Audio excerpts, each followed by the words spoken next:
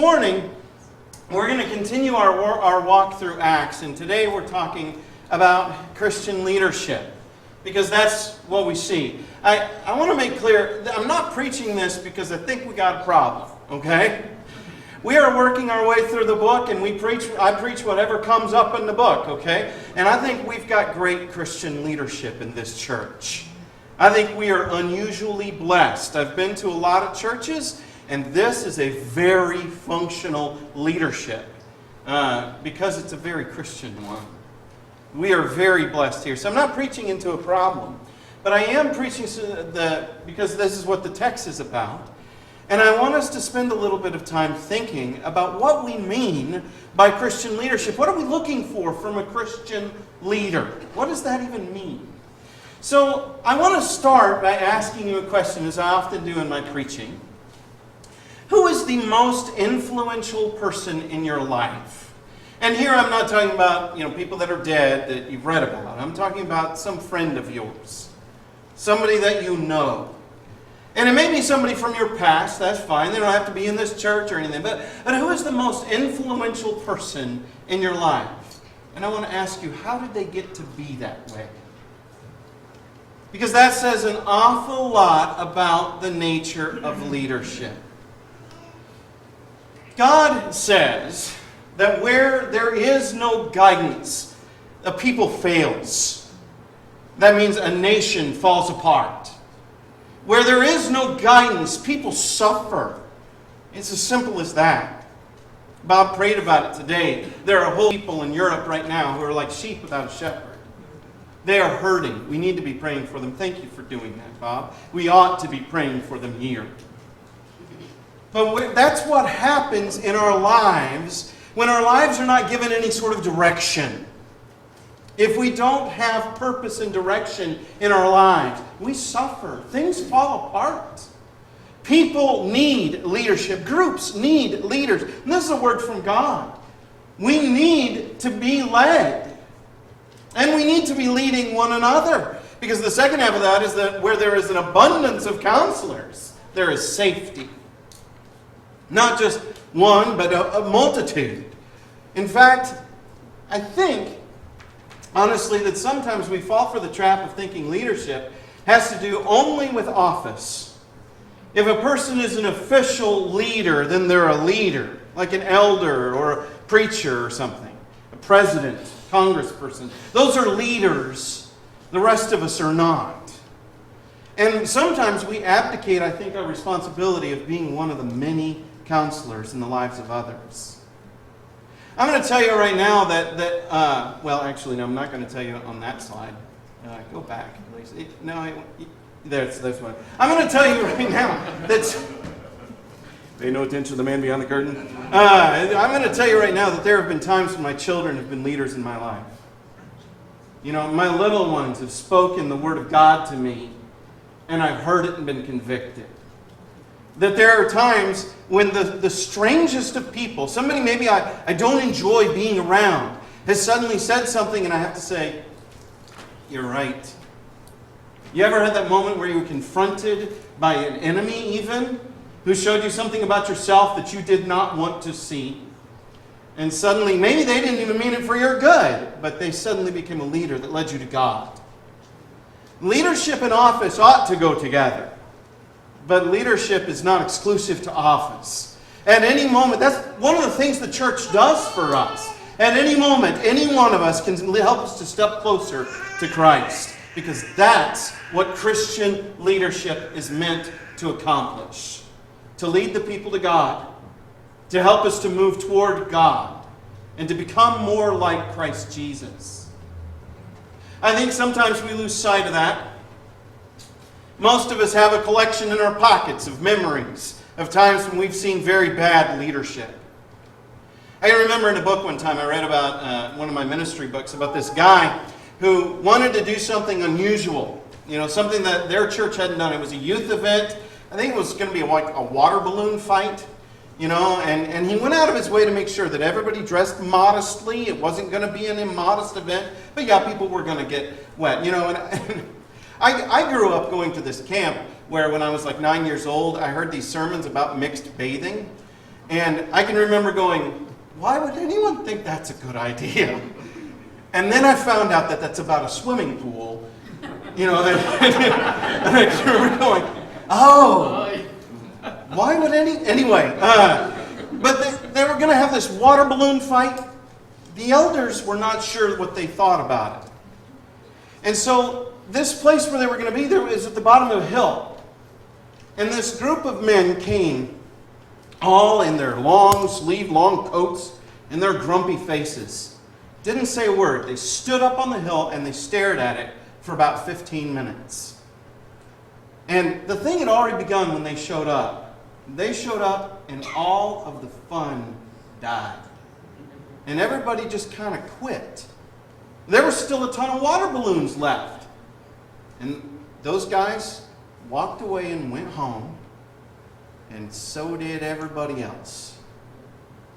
And they didn't say a word, but they killed that event.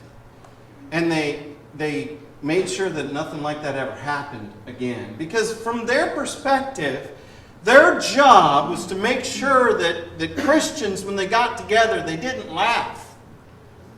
They were making sure that didn't ever happen. Can't have that. I mean, I've got a huge collection of stories like this. I've been in a church my whole life, and I've seen ridiculous behaviors. I've seen people that won't love each other. I've seen people shouting at each other. I knew this one guy who, this woman had triplets. And when they were born premature. So, you know, when they finally came home from the hospital, there was a touch and go. We weren't sure all three of them were going to live. So when the three of them came home from the hospital, they kind of became mascots for the whole church. Except for this one guy. Because he had a grudge against their mom.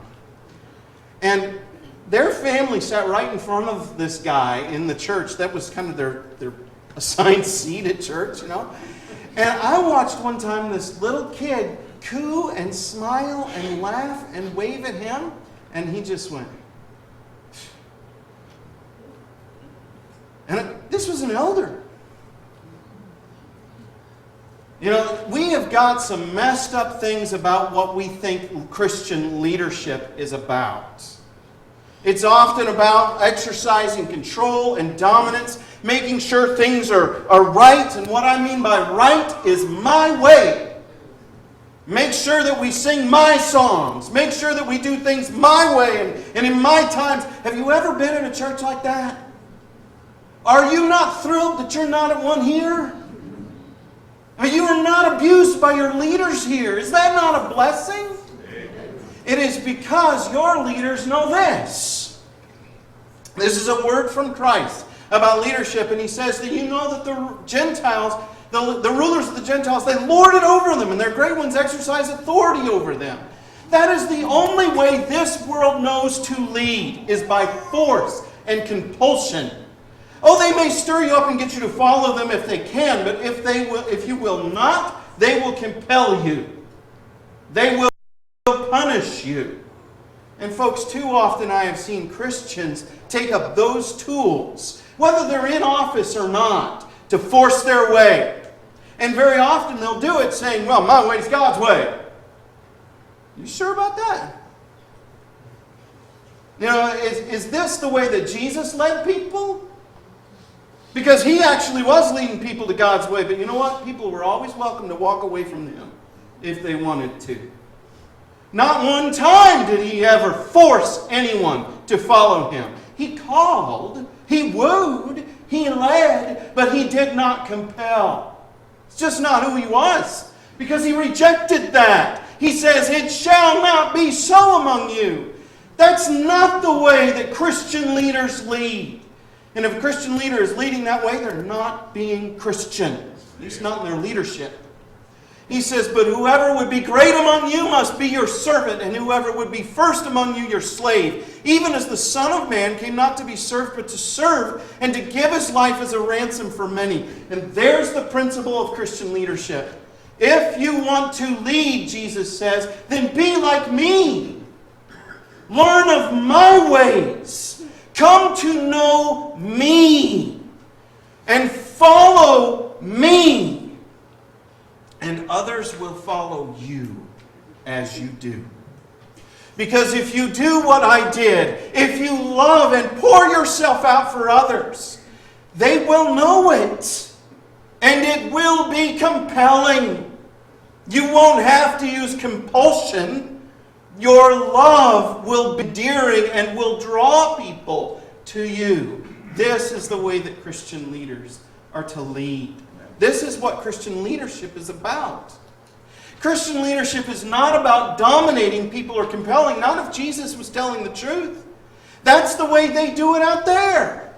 That's the way the Gentiles do leadership. Through compulsion. They do it through force. But not so here. Here, Christian leaders have come to know and are known by Christ. And that comes first. The legitimacy of Christian leadership always flows out of the Christian leader's relationship with Jesus. That their hearts and their minds are focused upon Jesus. That they have a true spirituality about them because they spend time in the Scriptures and they spend time in the presence of the Lord, because the presence of the Lord is a redeeming place. Amen. And their own hearts are being shaped by the Christ. And as they come to know Christ, it is from this that Christian competency in leadership arises. It is from the relationship with Christ that a person has authority. Remember, all authority in heaven and earth is where? In the hands of the Christ. So anytime we have authority in someone else's life, it is because Christ has delegated it. It is truly still Christ's. So if we want to have leadership, we want to have authority, whether we're in office or not, we get close to Christ. And then He will use us in the lives of others. Christian leadership and Christian office does not come from some official designation. It comes from a relationship with Jesus Christ. Christian leaders lead people to Christ. This is the role of the Christian leader. If you want to be a redemptive life of others, then you need to lead them to the Redeemer. You heal no one. You fix no one. You redeem no one. That's your job. But you can lead others to pay them. You can help others to fall into His presence. That is what a Christian leader is supposed to do. Everything that we do in leadership in this place ought to be about helping people to focus upon Christ Jesus, because He is the one who transforms and changes our lives. Christian leaders provide examples that others can follow. A Christian leader is first himself or herself a Christian, because he or she lives Christianly, and they see that in that other person's life. Have you ever been led by your spouse closer to Christ? That is because that person was being a Christian. See, that's Christian leadership. It's first Christian, which means that it is self-giving, that it is loving, that it is forgiving, that it is kind. That it is those things first before it ever tries to do anything in your life. A Christian has first started being about Christ Himself. And when you see Jesus in another person, does that person ever have to tell you, oh, come on, follow, do what I want? No, they do that. If you see Jesus in another person's life, you want to be with that other person. Because you see, okay, that's where the Redeemer is. Look what the Redeemer's done to that person. I want Him to do it to me too. Let me go with you. A Christian leader serves those who trust them. Christian leaders are not making their life about getting their way. In fact, they will be hugely inconvenienced in order to lead you to Christ. If they have to give up their rights, they'll do it. It's helping you. If they have to give up their time, they have to give up their energy, if they have to give up their freedom and even go to jail, if it means that your life will be impacted for Jesus Christ, they'll do it. Because they're not living for themselves. And they're not really living for you either. They're living for Christ. And because they live for Christ, they are like Christ. And Christ gave Himself away for the sake of others. So secondarily, it is all for you. But it's all for Him.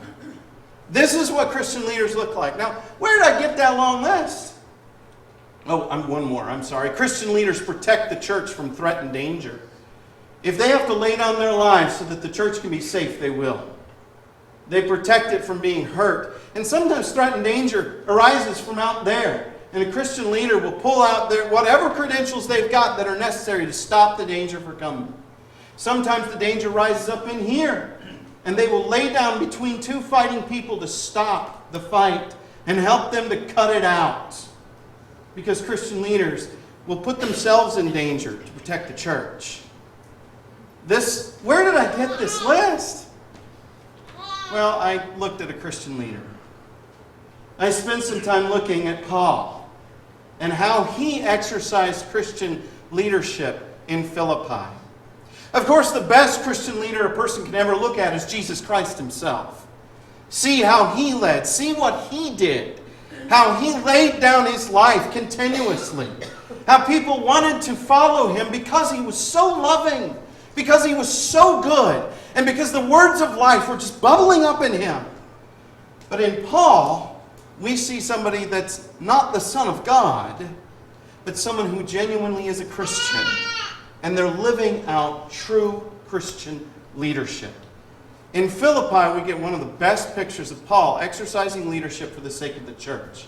And we're going to briefly unpack that and then we'll be done. The first thing I want to go through is stuff we've spent the last couple of weeks talking about. And that is that Paul first taught. Remember, he goes down to the river and he teaches there.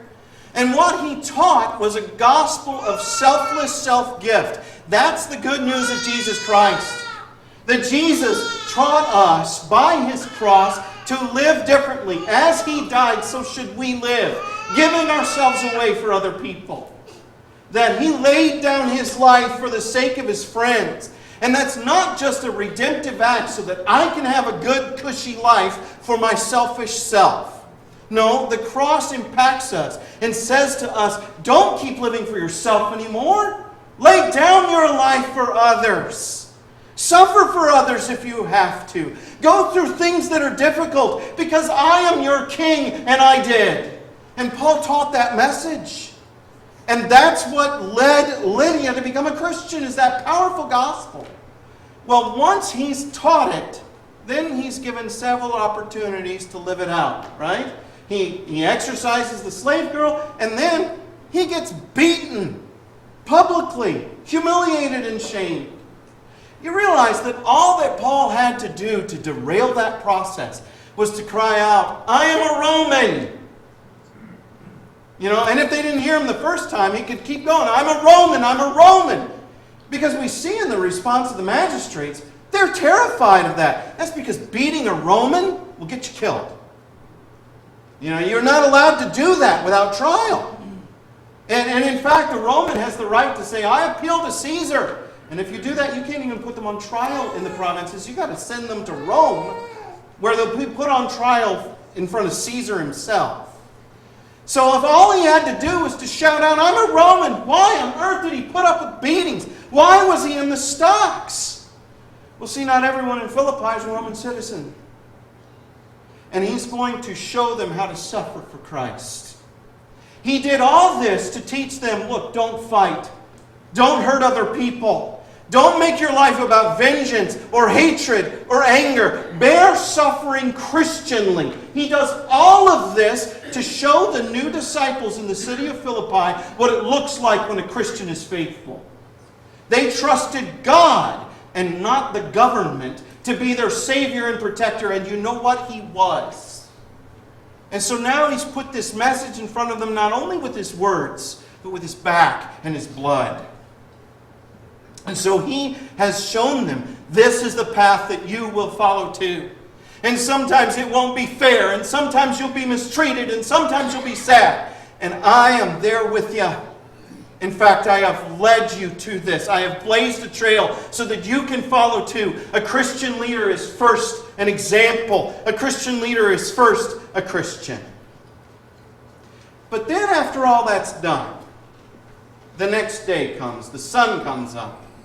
And when it was day, the magistrates sent the police saying, let those men go. Now, why do you suppose they're doing that? You throw somebody in jail, because it's too late in the day to put them on trial. We're going to put them on the real trial the next day. Why are they letting them go? Well, what happened last night? Great big old earthquake, right? I guarantee you these guys are going, whoa, there is a divinity somewhere that's mad at us. You know, especially since that earthquake seems to have been pretty localized to the jail, broke the foundations of the jail. But maybe it didn't do anything to their house, and they're looking out across the hill going, whoa, yeah, let's just get them out of here. Not good to have them in our town. Let's drive them on out. You guys go on, please. Please go away now. And then the jailer, who's now himself a Christian, comes in and he's like, oh, great news, guys. Says the jailer reported these words to Paul, saying, the magistrates have said to let you go. Therefore, come out now and go in peace. You're free. From the jailer's perspective, this is going great, wonderful. But from Paul's perspective, he's thinking, not so. This is not okay. Because Paul said to them, they have beaten us publicly, uncondemned men who are Roman citizens, and have thrown us into prison. And do they now throw us out secretly? No. Let them come out themselves and take us out. Paul's saying, we're staying right here. Now, why is he doing that? For his honor? Is Paul offended that he got treated this way? Well, obviously not, because if he wanted to stop the treatment, he had the power to do it. All he had to do was to shout out, we're Roman citizens. You can't do this to us. And the way the magistrates are acting here, it would have worked. Paul knows it would have worked, but he didn't do it. This is not his honor he's concerned about. So what is he doing here? Well, see, Paul is about to leave the city, but Lydia is not. Lydia's family is still going to be in that town, and they're going to have to deal with those magistrates. The jailer's not.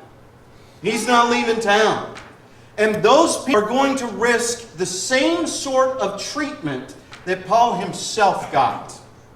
Now, if it comes for them, Paul has shown them how to handle it. You don't be violent. You don't attack back. Like Christ said, if someone strikes you on one cheek, you turn to them the other as well. He has taught them to be disciples, and he has shown them what it looks like to be a disciple. Sometimes it's not much fun, but it's holy. And you'll be close to God at those worst moments. If the world turns on you, you turn to God, and he'll take care of you. Trust him. Paul has shown them what Jesus meant. He has led them into that, but he's also going to protect them as much as he can. He's going to do everything he can to minimize that mistreatment. So what he's doing right here is he's demanding that there is some sort of public legitimacy to Paul for the sake of those he's taught. He's forcing those magistrates to say, we were wrong. We shouldn't have done that. And by doing that, he's providing protection to the church. He's not doing any of this for his own ego or his own safety. Because if he was just caring about himself, when they came to get him and take them out, they would have left. It's not what they do, though. The police reported these words to the magistrates, and they were afraid when they heard they were Roman citizens, because they know the kind of trouble they're in. Now, here's the other thing Paul's done. Once again, he's been a Christian. Because they've already sinned according to the Roman government, he can destroy those men. He can do that. But he doesn't do it. He's not going to use his Roman citizenship to upend theirs. He's not going to harm them. Okay? They're afraid that he's gonna. But he doesn't do it. I wonder if perhaps Paul is thinking, okay, I'll force them into the same sort of fear that my friend here, the jailer, was in. And maybe they'll have to come to face with Jesus too. Maybe Lydia will get a chance to talk to these magistrates. If they're afraid, but I treat them well, why then, who knows what doors might open up. God often shakes open doors. So they came and they took them out and they apologized to them.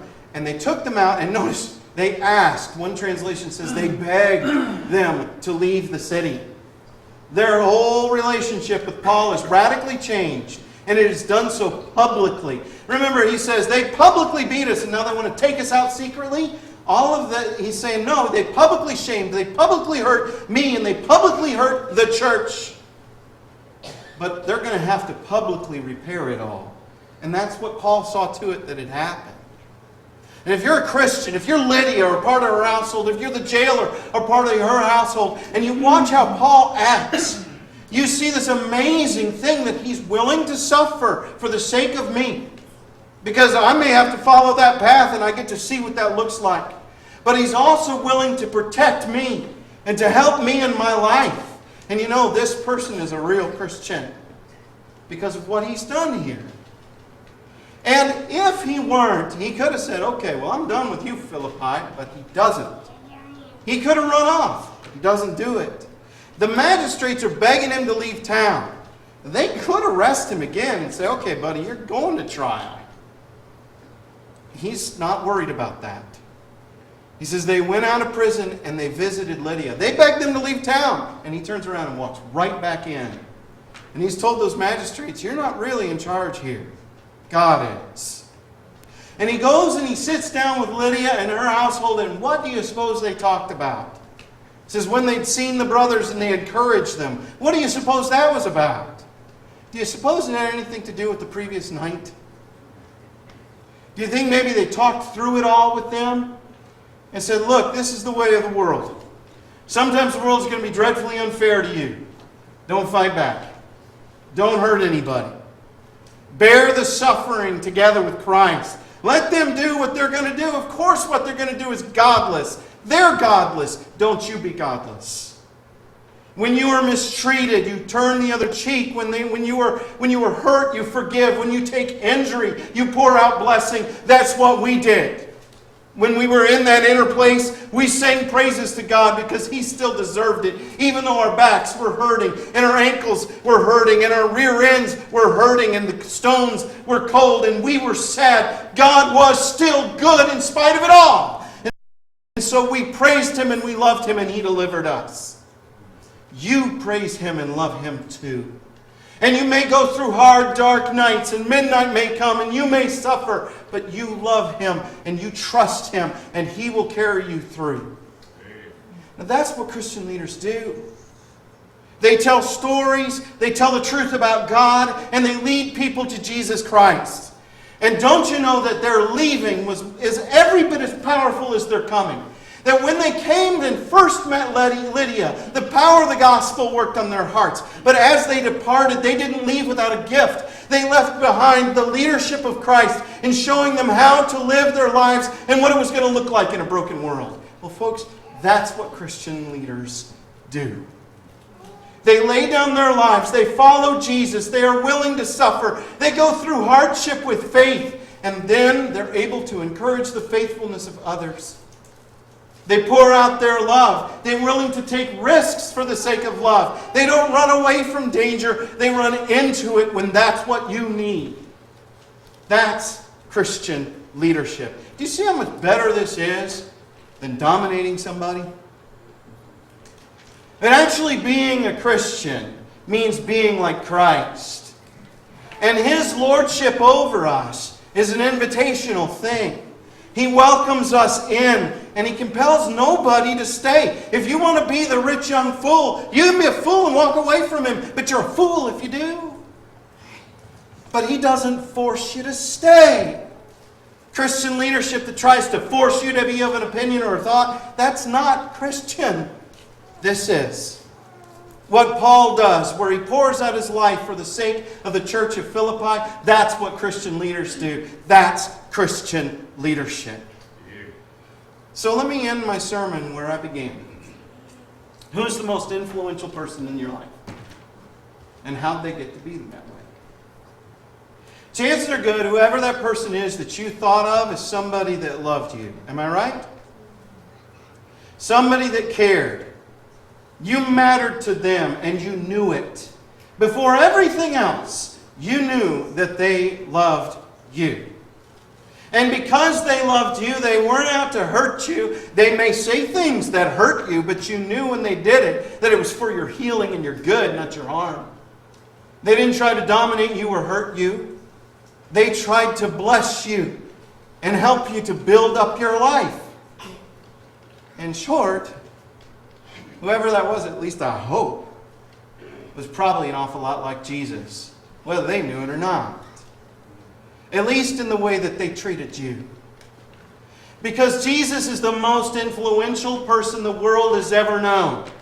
His gentleness and His love are compelling, not because they are compulsive, but because they are so very beautiful and so very... We are like moths drawn to His flame. We delight in the beauty of who He is, and because of that we want to follow Him. And people who are Christian leaders, they lead us because they first followed Christ. How are you doing with this yourself? Remember, it's not just elders and ministers and deacons and whatever that serve as leaders in the Lord's church. At any given moment, you may be called upon by the Lord and not even know He's done it to be a leader in somebody else's life. But you will only do that if you are first following Jesus. There is a chance this morning that when I put this first up on the screen, someone may have thought of you. Someone may have thought, that person, they're the one who's really influenced me for Christ.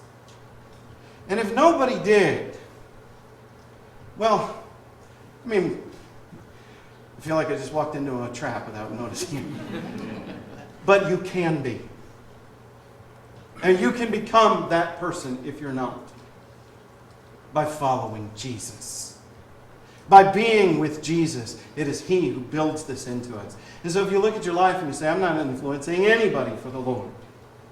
Well, then you need to draw near to the Lord. Before you'll draw anybody else there, you're going to need to go there yourself.